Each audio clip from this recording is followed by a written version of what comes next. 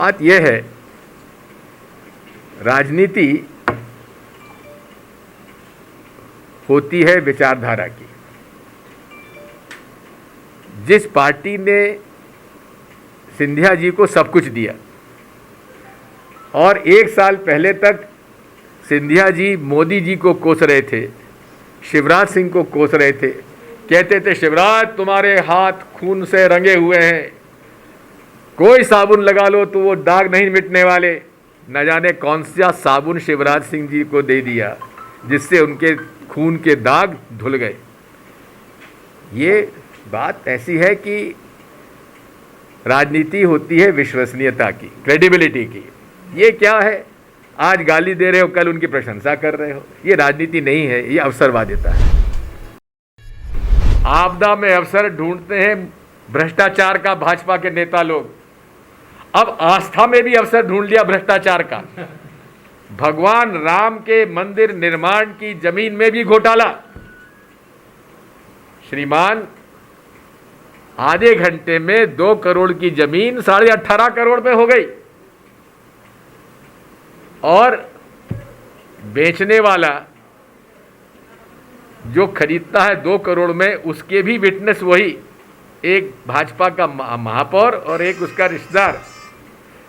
और आधे घंटे बाद जब मंदिर 18.5 करोड़ में खरीदता है तो भी विटनेस वही है। आज सारे अयोध्या के महंत स्वयं नित्य गोपाल दास जी के जो नंबर 2 हैं, गोपाल दास जी, महंत गोपाल दास जी, जो ट्रस्टी हैं, वो खुल के कह रहे हैं कि हमको बताया नहीं जाता, ये सब चंपत राय और विश्व हिंदू परिषद के लोग खा जाते हैं। एक जमीन, सरकारी जमीन 20 लाख रुपए में खरीदी जाती है, सरकारी जमीन नजूल की, जिसे स्वयं सब रजिस्ट्रार कह रहा है सरकारी जमीन है। सरकारी जमीन 20 लाख रुपए में खरीदता है एक व्यक्ति और वही व्यक्ति 2 महीने में उसको बेच देता है 2.5 करोड़ में। अब इसको, ये आस्था में अवसर ढूंढ के भ्रष्टाचार नहीं है तो क्या है? ये किसी के सगे नहीं है, ना राम के सगे हैं, ना सनातन धर्म के सगे हैं। इन्हें केवल चाहिए पैसा और पैसे के दम पर सत्ता। पेट्रोल डीजल के भाव 100 के पार हो चुके हैं और ये भाव इसलिए बढ़े हैं क्योंकि केंद्र सरकार ने सेंट्रल एक्साइज टैक्स, जो कि यूपीए सरकार के समय केवल 9 साढ़े 9 रुपये प्रति लीटर हुआ करता था, अब 33 रुपया प्रति लीटर है पेट्रोल डीजल पर लगभग। अगर यही कम कर दें और यूपीए सरकार के समय 9 साढ़े 9 रुपये लीटर पर सेंट्रल एक्साइज टैक्स आ जाए तो लगभग 25 रुपया लीटर पेट्रोल और डीजल के भाव कम हो सकते हैं। मोदी जी को अंतर्राष्ट्रीय छवि की बहुत चिंता रहती है, लेकिन अब अंतर्राष्ट्रीय छवि का हाल क्या होगा जब फ्रांस ने राफेल खरीदी में जांच बिठा दी। वहाँ तो जांच शुरू हो गई, लेकिन भारत में जिन लोगों ने भ्रष्टाचार की राशि ली है, कमीशन लिया है, उनकी जांच शुरू भी नहीं हुई। और जिन व्यक्तियों ने मोदी जी को क्लीन चिट दी, उनको राज्यसभा से और भी बड़े बड़े पदों पर सुशोभित किया गया है।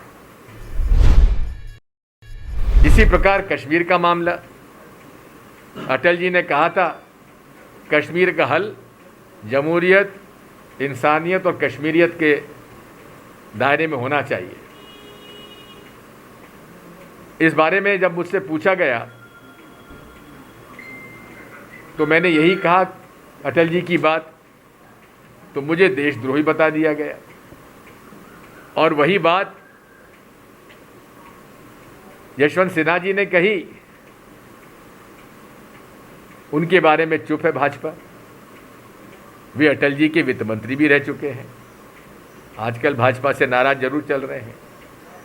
अब जिन लोगों को देशद्रोही कहा था, गुपकार गैंग कहा था भाजपा ने, जिन लोगों को जेल में बंद कर दिया था, फारूक अब्दुल्ला साहब, उमर अब्दुल्ला साहब, महबूबा मुफ्ती और भी हमारे जो जम्मू कश्मीर के लोग थे, उनको अब प्रधानमंत्री जी आमंत्रित करते हैं प्रधानमंत्री निवास पर, उनसे चर्चा करते हैं कश्मीर के मसले पर, और जब वो कहते हैं हम 370 के वापस लाने के जब तक निर्णय नहीं होता तब तक हमारा कोई समझौता नहीं होगा, तो प्रधानमंत्री जी क्या कहते हैं, ठीक है हम विचार करेंगे। प्रधानमंत्री जी विचार अगर करने की बात कहें तो वो देशभक्त, और दिग्विजय सिंह कह दे पुनर्विचार की संभावना है तो वो देशद्रोही हो गया, पाकिस्तानी हो गया। जब नवाज शरीफ के बिना बुलाए चले जाते हैं मोदी जी नवाज शरीफ के वहाँ पाकिस्तान में, तो वे देशभक्त हैं। तालिबान से गुप्त रूप से भारतीय जनता पार्टी की सरकार चर्चा कर रही है, वे देशभक्त हो गए। कांग्रेस की यूपीए सरकार में कभी भी तालिबान और तालिबानियों से न चर्चा हुई, न कभी हो सकती।